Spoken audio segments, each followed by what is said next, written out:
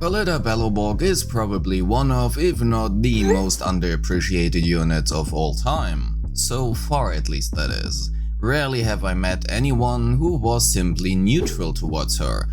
More often than not, it is either blatant dislike for her looks, playstyle, or possibly both, or it is the exact opposite. These people are in love with the character. And so it came to be that Koleda always has been somewhat mid. Whether or not that is justified, being a completely different matter. And with that, thank you so much for watching, and wait, is there more to her story?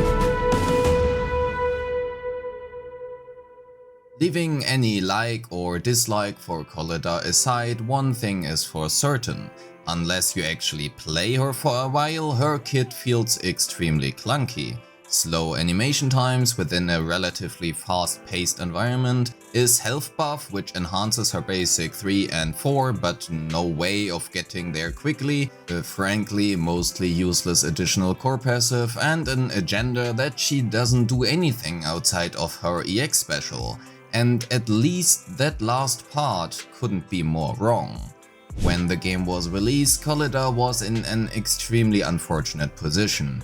Being a standard banner character, you either lost your 50-50 to her and hated her solely because of you losing the 50-50 instead of getting your new shiny shark girl, or you got her from the standard banner instead of Lycaon, which resulted in kind of the same notion since Lycaon was considered the best stunner at this time.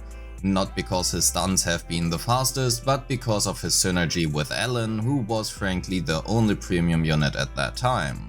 Geo defense not having a fire weakness for the first 3 months did not really help her spot either, and while her additional core was and still is so fucking useless that she could be slotted into basically every team, she did simply not perform up to expectations.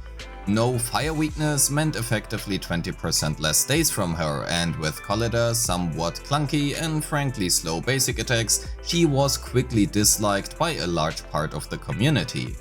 This went as far as people completely dismissing her despite her having one of, if not the fastest stays application in the game, even to date.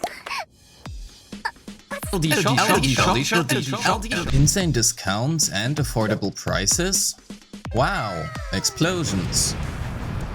Genshin, Honkai Star Rail, Wuthering Waves and Zenless Zone 0. Rated by LD player, LD Shop is a trustworthy top-up site and offers you a safe and fast delivery within minutes. Here are Trigger's assets. You want them? Look no further, use LD Shop. If you spend over $80 you will also gain VIP membership, which can reward you with a free internet membership. Oh, that's hot. That's hot. No credentials required, you only need your server and UID. And that's not all. LD Shop also got a lot of reviews and is safe and reliable. But wait. What's this? Oh, wow. Feed.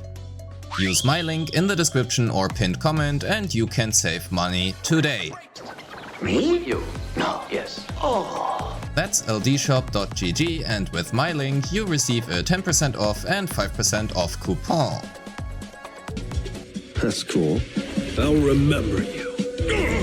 Head over to ldshop.gg now or you lose your next 50-50. Thank you LD Shop for sponsoring this video. Random explosion, back to Koleda. While she was initially labeled as a quick swap stunner, shortly taking the field to cast her EX special and basic 3 and 4, many overlooked how good her dodge counter actually is. In fact, it completely overshadows the Daze MV of basically any other stunner in the game, and it is not even close. But I am not here to glaze Koleda for you and tell you how good she is, because truthfully, she isn't. Her additional core passive was restrictive enough that you often had to choose between her core passive or the core passive of your DPS, and with her additional core not being great in the first place, she was often left without it in favor of the DPS's one. And that meant she suffered essentially the same fate as ZZZ's mascot. While her Daze application has been one of the fastest in the game, that was also the only thing she provided. Fast stuns, at least in theory, since no fire weak enemies meant effectively 20 to 40% less days. And that left her in a spot where she stunned about as fast as Lycaon did, except she did not really provide the same buffs that Lycaon gave. All of this combined simply left players being disappointed by Koleda, even if they liked her character.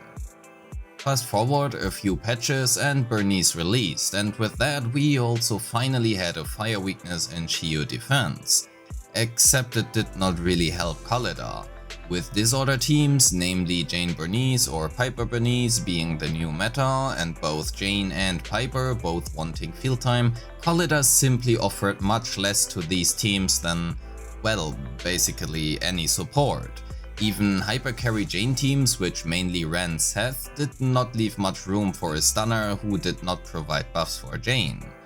Players simply preferred to run either Lucy or Caesar over a stunner who needed field time and was already heavily disliked by a large part of the community. While Koleda did see occasional play during the first month of the game's release, either as a replacement for Lycaon and Allen teams or a substitute for Qingyi and Sijuan teams, her popularity as a pick faded rather quickly, with Koleda seeing less and less play with each Shio defense cycle until she faded into complete obscurity. And with the release of Yanagi and patch 1.3, her play rate was honestly basically non-existent. At this point in time, at least on one side of Shio defense featured either an ice or ether weakness or a weakness to electric, and that meant most players have either been playing Allen, Sijuan or Yanagi with a disorder team on the other side. By now many players have gotten either Lycaon or Qingyi, and with electric enemies resisting fire, Koleda's Daze output has been suboptimal to say the least, which resulted in quite a few players even preferring Ambi over Koleda. And while the 1.3 ultimate changes did help her out, so did it help any other stunner and support for that matter. And right after Yanagi came Lighter, a fire stunner who not only stunned relatively quickly but also provided absolutely insane and so far unseen amount of buffs to the team. 75% fire and ice damage, an increase to the enemy stun duration, fire resistance shred, 30% fire and ice crit damage with his signature. And with Lighter's release, the very few remaining players who actually played Koleda in Allen teams because they did not have Lycaon faded away as well. Come December 18th and Miyabi, Harumasar and Deadly Assault released. By now, Koleda's play rate was so marginally low, she appeared with a play rate of an impressive 0.27% in Shio defense, within a singular Allen team, at least out of those who have been tracked. And ever since then, Koleda has never seen the light of being played ever again. Is what I could say, but we all know that is wrong. In fact, with the release of Deadly Assault, we now had a fire weak enemy in Pompeii within endgame. And while a large portion of the player base did play the likes of Jane or Bernice, not everyone had these characters, and the people who didn't often simply played either Piper or Soldier 11. In fact, a large portion of players chose to opt for Piper, especially if they had Bernice. The Soldier 11 players, however, were left with either Lucy, Caesar, Lighter or Koleda. And with Lighter often finding himself in either Miyabi or Allen's teams, Koleda did finally see some play again, at least a bit. She was not played too much and frankly also not very successfully. With not only Shio defense but also Deadly Assault now catering pretty much solely to Anomaly and Disorder, Koleda unfortunately often underperformed heavily. At least until February 12th, that is. The release of Evelyn gave not only fire weak enemies to Shio defense again, but she also somewhat synergized with Koleda, with Koleda now having access to her core passive, which actually also benefited Evelyn, fire weak enemies in both Shio defense and Deadly Assault, and a surprising amount of people who skipped Lighter She finally saw some play. In fact, she was the #1 plate stunner in Evelynn teams just recently in both Shio defense and deadly assault. This was not because Koleda was that great with Evelynn. Koleda's ceiling in Evelynn teams is much lower than that of Lighter or that of the wheelchair core of Nicole and Astra, but at least she found herself in a comfortable spot where she can be played and perform pretty well. How long the spot will last? Who knows? As of right now, Koleda is still in the same unfortunate spot she has been, well, since the game's release, with the exception of Evelynn, that is. While she can stun extremely quickly and did not need her Mindscapes, she does still profit a lot from her Mindscape 2 specifically. But even with the standard selector in place, many people chose to get Rina or even Rina's Mindscape 1 before Koleda. This was of course because Rina is objectively, well, just the better choice. And with Rina's Mindscape 1 being a much needed quality of life to even play Rina in the first place without having carpal tunnel 2 days later, she was simply a preferred choice over Koleda. Even if you happen to have Koleda's Mindscape 2, she still does not provide any meaningful buffs to the team, if even any at all.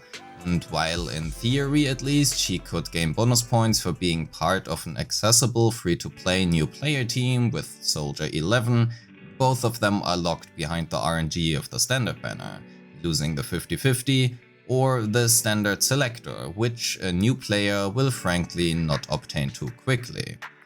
And with that, while at least having a possible spot within one team, Koleda is unfortunately still left behind by today and overshadowed not only in performance, but more importantly so in popularity. What are your thoughts on Koleda?